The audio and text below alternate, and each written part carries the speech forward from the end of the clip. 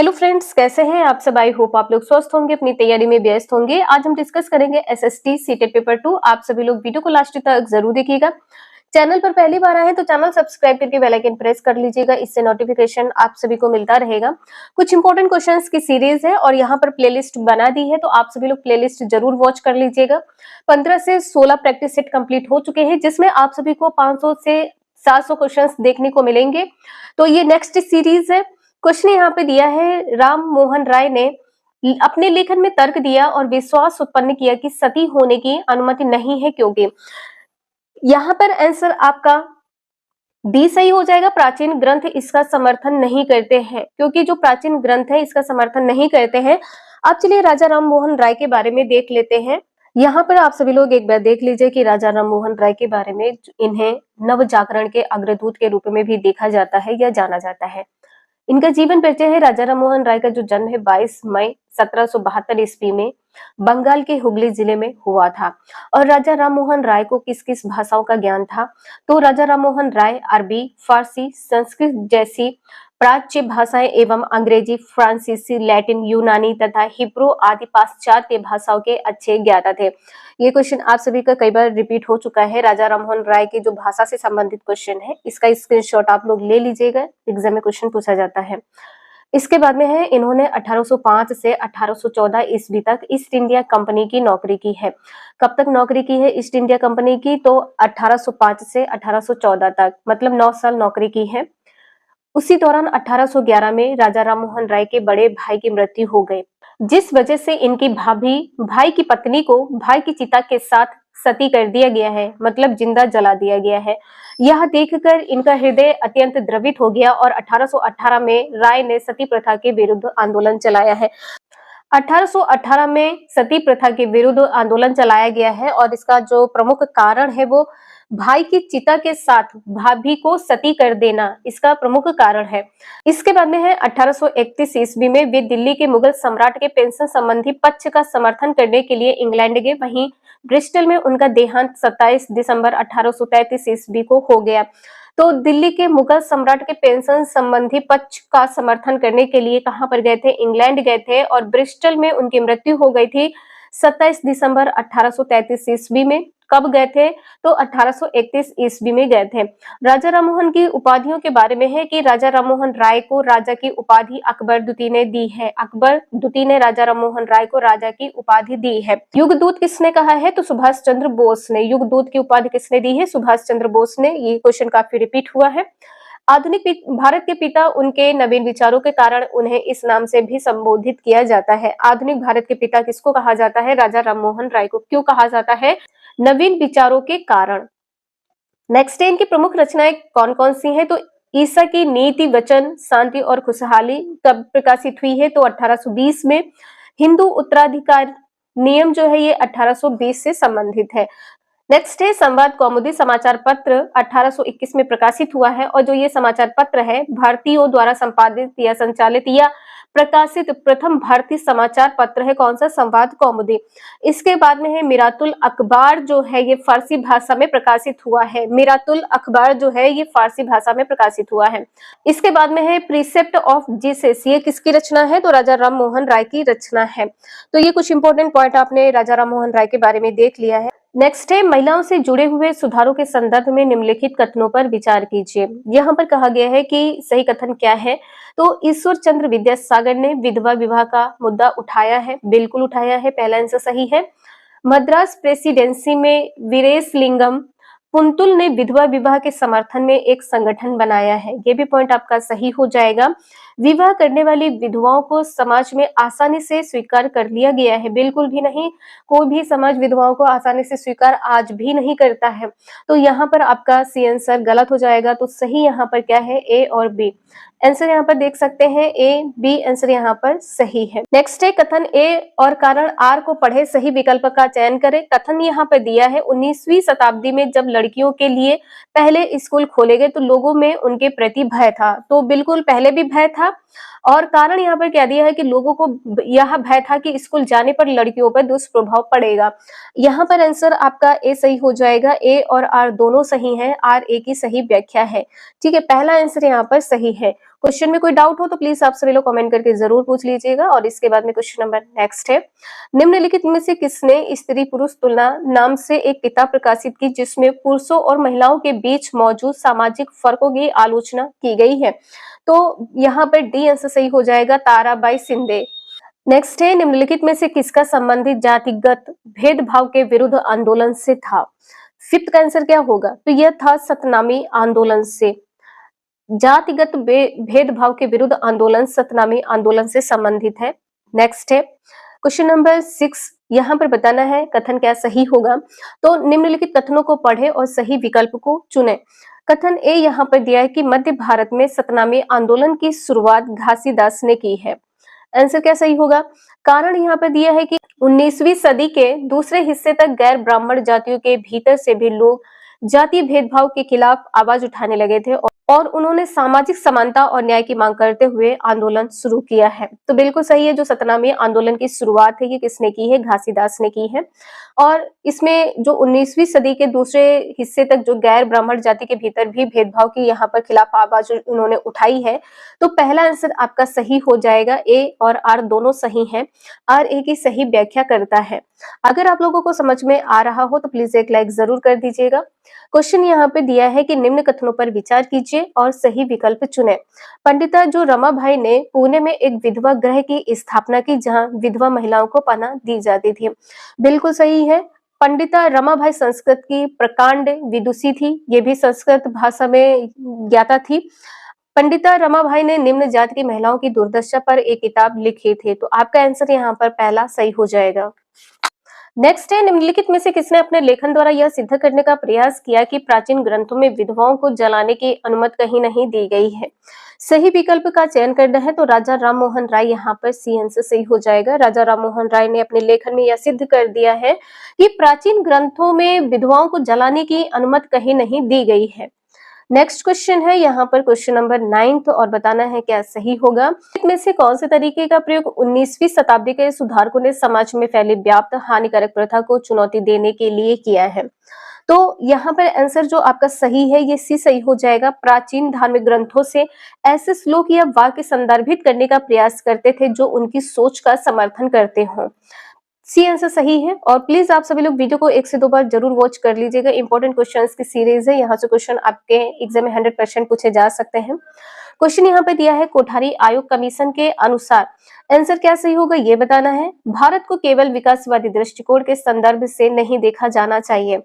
तो आपका आंसर यहाँ पर ये ए पॉइंट सही हो जाएगा। इस उपागम में समस्या है कि इसमें निर्धनता, निरक्षरता और जातिवाद को राष्ट्र के विकास में बाधक माना गया है और इसमें जेंडर संबंधी मुद्दे भी उपेक्षित रहे हैं।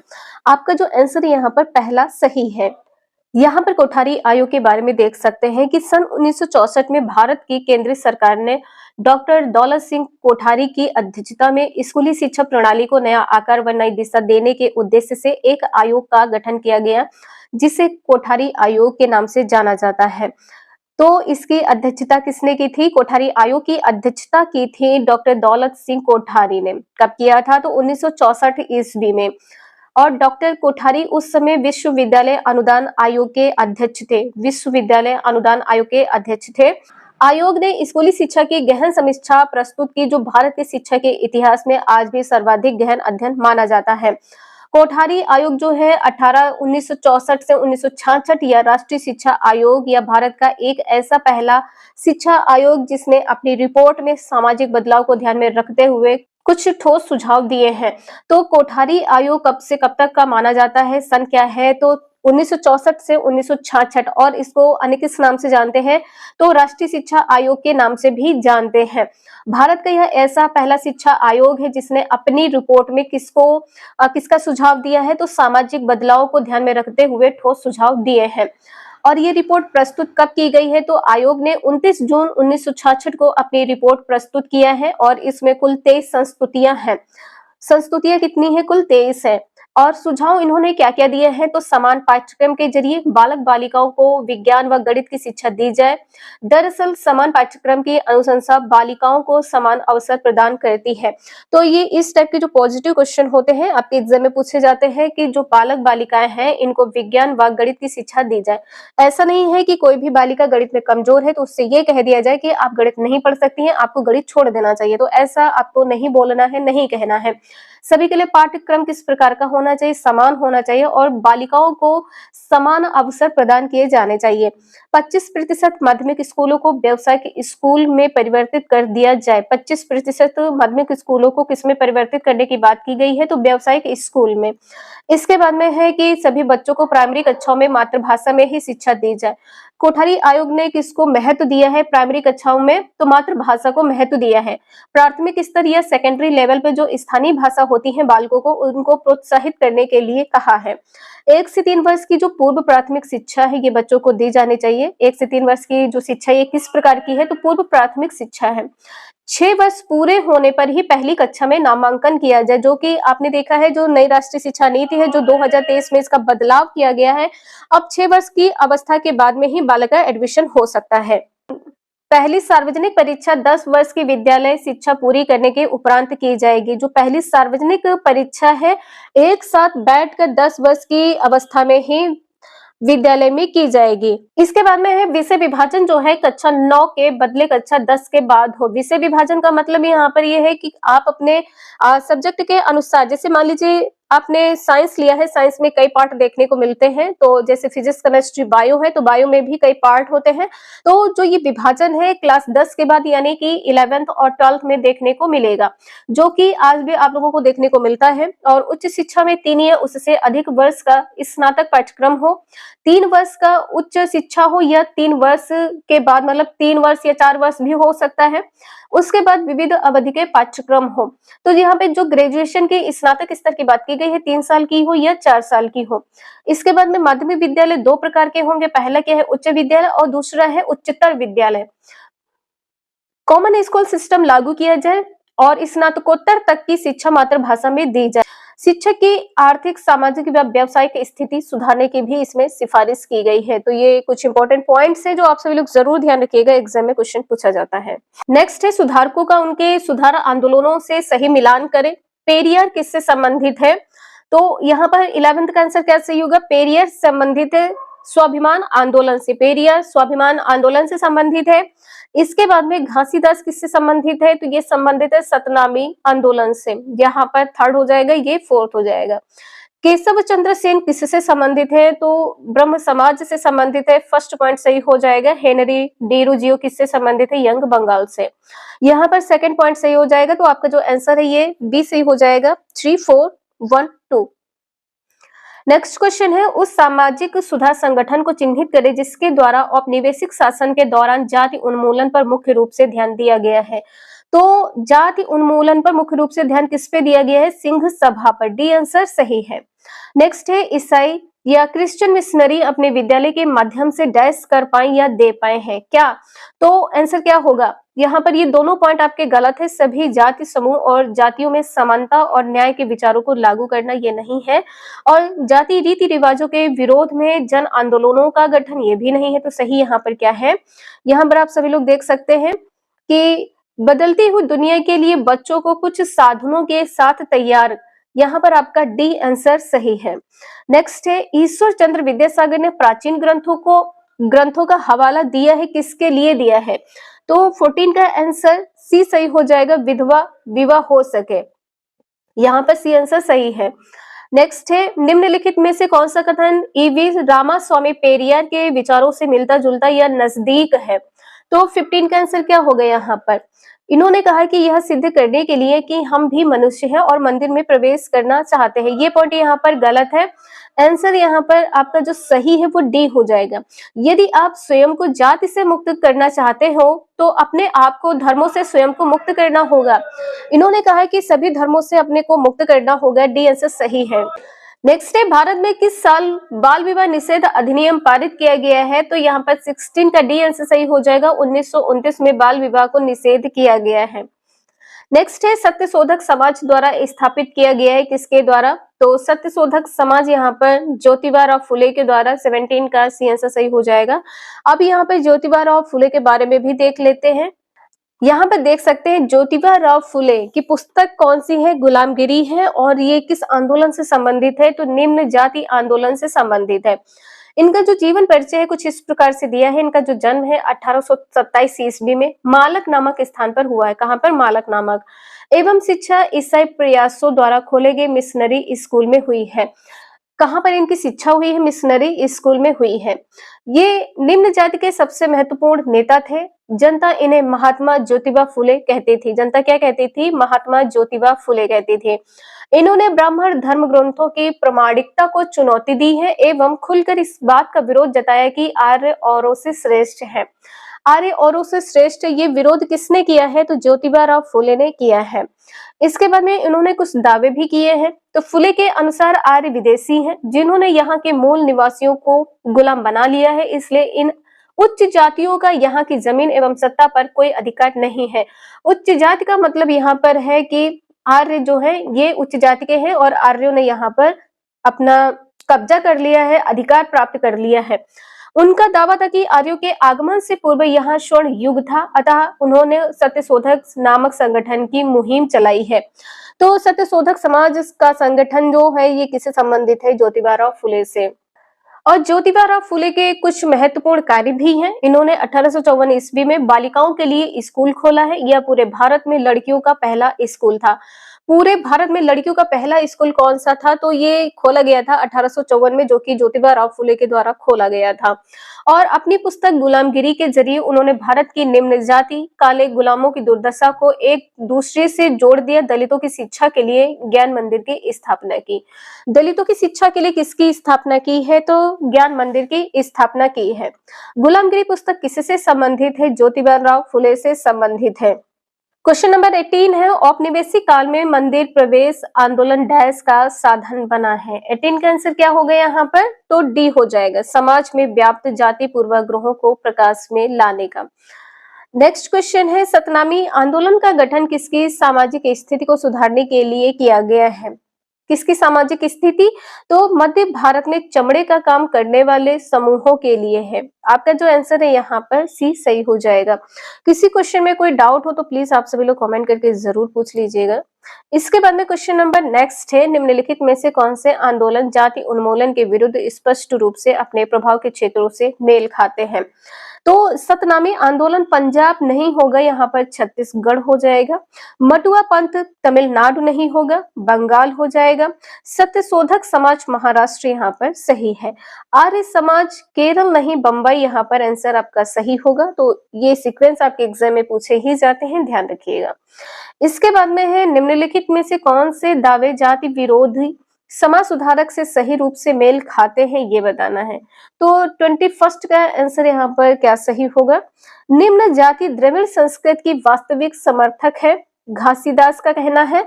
जाति के आधार पर लोगों में भेदभाव नहीं करना चाहिए क्योंकि संपूर्ण मानवता एक ही जाति से संबंध रखते, किसने कहा है? श्री नारायण गुरु ने कहा है। तो यहाँ पर जो सही विकल्प है ये क्या हो जाएगा? बी और सी।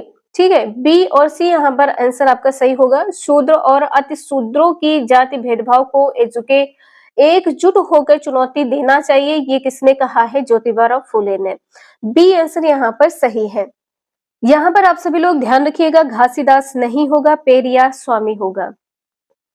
पेरियार स्वामी आंसर आपका सही होगा, तो आप सभी लोग नोट कर लीजिएगा। इसके बाद में क्वेश्चन नंबर नेक्स्ट, महिलाओं और सुधार के संदर्भ में निम्नलिखित वक्तव्य को पढ़ें और सही विकल्प का चयन करें। कथन ए दिया है कि ब्रिटिश शासन के दौरान प्राचीन ग्रंथों के ज्ञान ने सुधारकों को नए कानूनों को प्रचारित करने में सहायता की है। कथन बी क्या कह रहा है कि सामाजिक प्रथाओं में सुधार के लिए सुधारकों ने प्राचीन ग्रंथों को नकार दिया है। आंसर यहाँ पर क्या सही होगा? तो यहाँ पर देख सकते हैं ए बी दोनों सही है। जो कथन और कथन बी, ए बी ये दोनों सही हैं। नेक्स्ट क्वेश्चन है, तमिलनाडु में पेरियार ने गैर ब्राह्मण आंदोलन किया, इसने जाति प्रथा को कई चुनौतियां दी। निम्न कथनों पर विचार कीजिए और सही विकल्प चुने। तो ये आंदोलन क्या था? तो उन्होंने स्वाभिमान आंदोलन आरंभ किया था। पेरियार ने स्वाभिमान आंदोलन प्रारंभ किया था। आंसर सी सही है। इसके बाद में क्वेश्चन नंबर 24 है, यहाँ पर आपको बताना है क्या सही होगा। तो ज्योतिबा फुले ने जाति असमानता की आलोचना किसके द्वारा की है? आंसर क्या होगा? तो यह तर्क देकर की है कि जो आर्य थे ये विदेशी थे, अभी आपको दिखाया था, और उन्होंने मूल निवासियों पर आधिपत्य स्थापित कर जाति व्यवस्था लागू की है। आपका आंसर यहाँ पर बी सही है और ये इंपॉर्टेंट क्वेश्चन है। नेक्स्ट क्वेश्चन है, औपनिवेशिक काल के दौरान महिलाएं जाति एवं सुधार के संदर्भ में निम्नलिखित में से कौन सा विकल्प गलत है? तो आंसर यहाँ पर 25 का क्या सही होगा? प्रार्थना समाज ने केवल हिंदू ग्रंथों पर विचार विमर्श किया है। केवल हिंदू ग्रंथ पर, ये पॉइंट आपका सही नहीं होगा, जो विचार यहाँ पर गलत है। विद्यासागर ने विधवा विवाह का सुझाव दिया है, ये सही है। और पंडिता रमाबाई ने पुणे में एक विधवा गृह की स्थापना की है, ये भी सही है। और प्राचीन ग्रंथों के ज्ञान से सुधारकों को नए कानून बनवाने में मदद मिली है, ये सही है। पहला सही है, तीसरा सही है, दूसरा यहाँ पर सही नहीं है। 25 का बी आंसर सही हो जाएगा। नेक्स्ट क्वेश्चन है, निम्नलिखित में से कौन सा संगठन उपनिषद में विश्वास रखता है? उपनिषद में कौन विश्वास रखता है? तो ब्रह्म समाज रखता है। नेक्स्ट है, आत्मीय सभा की स्थापना किसने की थी? आत्मीय सभा की स्थापना राजा राम मोहन राय ने की थी। पहला आंसर सही हो जाएगा। नेक्स्ट है, इनमें से किस मुगल सम्राट ने राजा राम मोहन राय को अपने दूत के रूप में लंदन भेजा है? तो यहाँ पर क्या होगा? अकबर द्वितीय ने। आंसर 28 का यहाँ पर डी सही हो जाएगा, अकबर द्वितीय ने। नेक्स्ट है, हिंदू विधवा पुनर्विवाह अधिनियम निम्न में से किस वर्ष पारित हुआ है? तो यहाँ पर आपका आंसर 1856 हो जाएगा। 1856 में पारित हुआ है। नेक्स्ट है, शेख निजामुद्दीन औलिया इनमें से किस सूफी संत के शिष्य थे? तो यहाँ पर आंसर आपका पहला सही हो जाएगा, बाबा फरीदुद्दीन गंजे शंकर। पहला आंसर सही है। इसके बाद में क्वेश्चन नंबर 31 है। यहाँ पर आप लोग देख पा रहे हैं कि सामाजिक सुधारक जो गुरु गोविंद का जन्म है किस परिवार में हुआ था? तो इनका जन्म हुआ था बंजारा परिवार में। 31 का सी आंसर सही है। नेक्स्ट है, संत जो वीर शैव संप्रदाय से संबंधित है। आंसर सी सही हो जाएगा, अल्लाम प्रभु। नेक्स्ट है, आर्य समाज की स्थापना कब की गई है? किस वर्ष में की गई है? तो सी आंसर सही हो जाएगा, 1875 में की गई है। नेक्स्ट है, निम्नलिखित युग्मों में से कौन सा सही सुमेलित नहीं है, ये बताना है। तो 34 का आंसर सी सही हो जाएगा। बहुविवाह पर प्रतिबंध सैयद अहमद खान ने लगाया, ये यहाँ पर सही नहीं है। सती प्रथा का उन्मूलन राजा राम मोहन राय से संबंधित है। और विधवा पुनर्विवाह एक्ट ईश्वर चंद्र विद्यासागर से संबंधित है। बाल विवाह पर प्रतिबंध किसने लगाई, ये किससे संबंधित है? हरविलास शारदा से संबंधित है। नेक्स्ट है, रमाबाई जो महिला शिक्षा की योद्धा थी, कभी स्कूल नहीं गई, फिर भी पंडिता की उपाधि दी गई, क्योंकि ये संस्कृत भाषा में, यहाँ पर आपका 35 का आंसर सी सही हो जाएगा। वे संस्कृत पढ़ना लिखना जानती थी, जो एक बहुत बड़ी उपलब्धि थी, क्योंकि उनके समय में महिलाओं को इस प्रकार का ज्ञान अर्जित करने की अनुमति नहीं थी। तो आपका आंसर यहाँ पर सी सही हो जाएगा। आज के लिए इतना ही, मिलते हैं नेक्स्ट क्लास में। वीडियो यूजफुल लगी तो please like share and subscribe जरूर करें। Thank you for watching this video.